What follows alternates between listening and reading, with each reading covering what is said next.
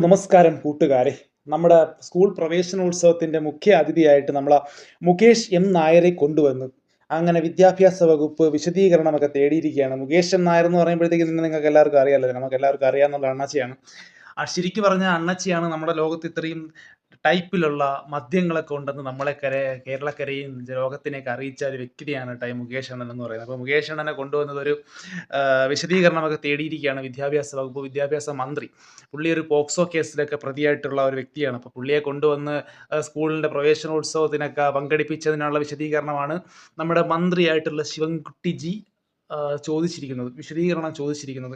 ഇപ്പം എന്താണെന്ന് അറിയില്ല. ഇപ്പം വിദ്യാഭ്യാസ സ്ഥാപനങ്ങളിലും സർക്കാരിൻ്റെ പരിപാടികളിലെല്ലാം മുഖ്യ അതിഥികളായിട്ട് ക്ഷണിക്കപ്പെടുന്നവരെല്ലാം കഞ്ചാവ് കൃതികളും പെണ്ണും കള്ളും കഞ്ചാവാകാതെ നടക്കുന്ന ആളുകളൊക്കെയാണല്ലേ.